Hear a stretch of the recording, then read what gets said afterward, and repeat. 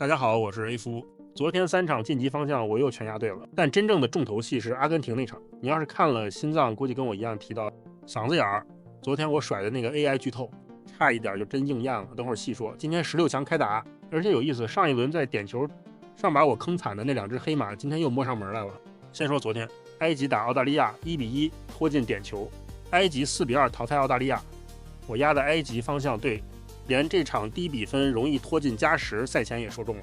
哥伦比亚打加纳1-0，加纳铁桶阵果然把比分压得死死的。哥伦比亚1球小胜，我押哥伦比亚也对，连低比分都判对了。重点是阿根廷打佛得角，昨天我干了件事儿，让模型把这场跑了10000遍，里头1000多次梅西被佛得角淘汰，提前回家。我当时说了，这不是我的判断，我主观还是压阿根廷的。结果昨晚这场邪门了，佛得角这黑马真就是我那10000次里跑出来的样子，死缠烂打。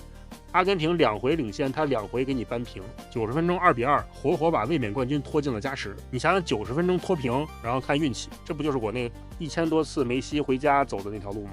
我那会儿是真慌，心想坏了，该不会真硬了吧？好在加时阿根廷那点底子还在，又捅进一个3-2，梅西惊险过关。所以那剧透梅西到底没回家，没完全应验。可佛得角那股韧劲儿 ，AI 那1000多次是真说中了，就差最后一哆嗦。这么个玩法，我看往后还能接着来。好，今天16强就2场，可都不好啃。而且巧了，上一轮点球淘汰荷兰的摩洛哥，点球淘汰德国的巴拉圭，就是把我唯2压错那2场制造出来的黑马，今天俩全上场。先说法国打巴拉圭，我最想聊这场。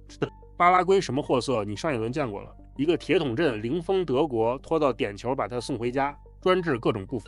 可这回他碰上的是法国，是姆巴佩，是3-0血洗瑞典那个法国。就实力我给法国7-7，大概率过。但今天这场有个我没法当没看见的变量，费城。今天热到炸，体感将近110华氏度。费城2011年以来最热的一天，还是个露天球场，没顶。这种天对法国这种要压着打满场跑传导的队是实打实的消耗。对巴拉圭那种缩后面摆大巴就等你体能崩的，反倒是帮忙。所以我压法国赢。但话撂这儿，真要爆冷，准是热浪先把法国烤蔫，巴拉圭再把他拖进点球。他上一轮就是这么干掉德国的。另一场加拿大打摩洛哥，摩洛哥非洲杯冠军刚点球淘汰荷兰，质量高一档。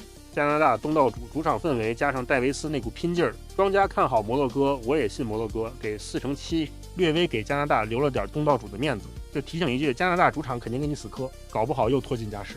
而摩洛哥门将布努点球大战是把好手，真拖到内部加拿大不占便宜。行，今天就这些，重点看法国顶不顶得住那场热浪。明天回来对账。这个催了半个多月的源码，我开了 GitHub 链接搁简介里，会写代码的拉下去自己跑，自己验我是不是真赛前发的。这2天我还专门出一条，把整个32强淘汰赛从头盘一盘，顺带讲讲这代码怎么用，想看的定一下。明天见。